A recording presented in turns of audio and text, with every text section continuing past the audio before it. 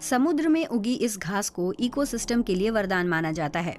ये घास कई अलग अलग प्रजातियों का घर है और उथले तटीय पानी में उगती है। यह पानी के अंदर और जमीन पर जीवन के लिए भी बड़ी फायदेमंद है।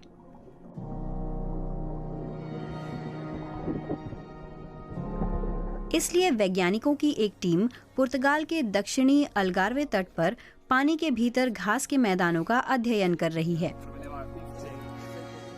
आज ये टीम तलछट के नमूने जमा करने के लिए रिया फॉर्मोसा झील के तल पर उगी घास तक पहुंचने की तैयारी में है। इन नमूनों के जरिए हम अंदाजा लगा सकते हैं कि तलछट में कार्बन की कितनी मात्रा है। जलवायु संकट के समय कार्मेन सैंटोस का शोध और भी अहम हो जाता है। महीनों तक वो और उनकी टीम झील पर आती रहेगी। हर दौरा आमतौर पर कई दिनों का होता है। फील्ड वर्क के तहत समुद्री घास से ढकी 10% वेटलैंड यानी दलदली जमीन को भी मापा जाएगा। झील की ये सबसे बेशकीमती संपत्ति है। वे बहुत ही उम्दा कार्बन सिंक हैं, यानी वे अपने बायोमास में और अपने तलछट में कार्बन की बड़ी मात्रा को सोखते हैं और जमा करते हैं। और ये बहुत अहम है क्योंकि कार्बन को सोखते हुए और तलछट में उसे जमा करते हुए वे जलवायु परिवर्तन को रोकने में हमारी मदद कर रही होती हैं। वैज्ञानिकों का अनुमान है कि समुद्री घास जैसे तटीय इकोसिस्टम जंगलों के मुकाबले 3 गुना अधिक CO2 जमा करते हैं, और वो भी मुफ्त में।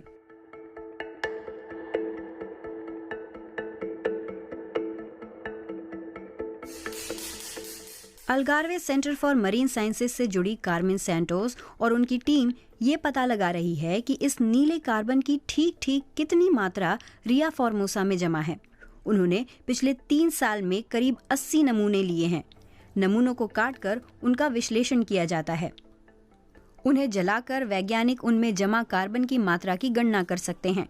टीम को उम्मीद है कि उसकी रिसर्च से नीति निर्माताओं को यकीन हो पाएगा कि समुद्री घासों की खूबियों को देखते हुए उन्हें और हिफाजत की जरूरत है।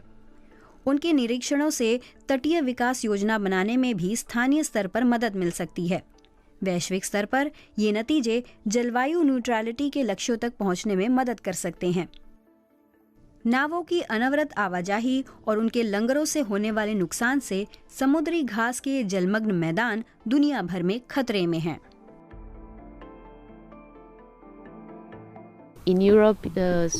60 के दशक से यूरोप में हमने 1/3 समुद्री घास के मैदान गंवा दिए हैं। समुद्री घास के लिए सबसे प्रमुख खतरों में से है नावों की संख्या, क्योंकि वे बहुत तेज चलती हैं, जिससे बड़ी लहरें बनती हैं, जो नहरों के किनारों पर थपेड़े मारती हैं।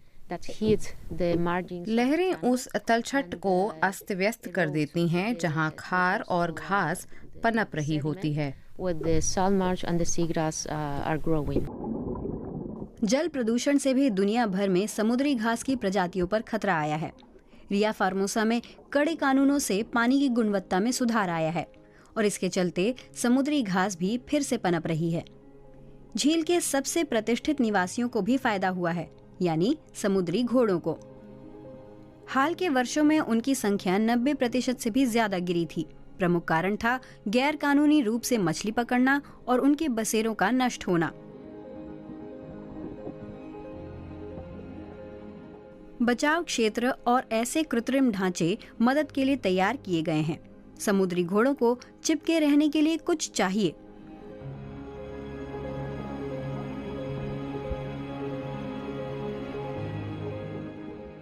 खॉर्गे पाल्मा सी हॉर्स परियोजना को चला रहे हैं।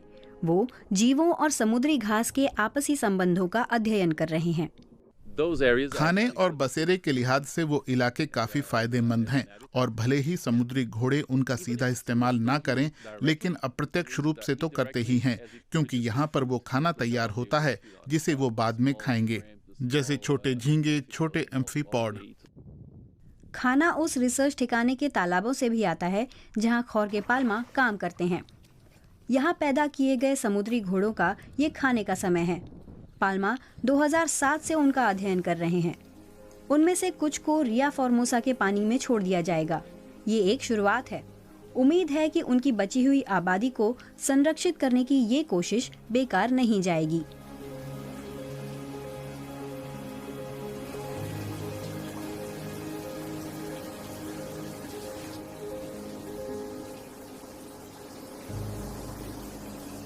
ये सब प्रजातियां एक से बढ़कर एक हैं। हम समुद्री घोड़ों के बारे में अध्ययन कर रहे हैं और जानना चाहते हैं कि उनके पर्यावरण का क्या हो रहा है। उनके बसेरे सिमट रहे हैं, तो इससे तमाम जैव विविधता पर असर पड़ेगा, उन तमाम जीवों पर जो वहां रहते हैं। समुद्री घास के इकोसिस्टम को हुए नुकसान की वजह से दूसरे वन्य जीवन पर भी खतरा आया है, जैसे कि ये सारस।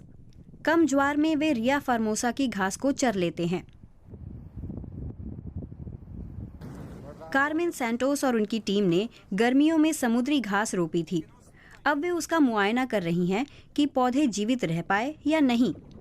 कैमरे उन्हें नहीं पकड़ पाते, लेकिन गोताखोर नंगी आंखों से उनकी पहचान कर सकते हैं। 2 प्रजातियों ने तो जड़ पकड़ ली है। ये बहाली का पहला कदम है। हमारे 2 दिन इस काम में लग गए और ये अच्छा है, ये कारगर रहा। उम्मीद है ये सर्दियों में भी अच्छा रहेगा। दुनिया भर में संरक्षणवादी समुद्री घास को दोबारा रोपने पर ध्यान दे रहे हैं, जैसे यहाँ स्पेन के द्वीप मायोर्का के पास। ये काम आसान नहीं है।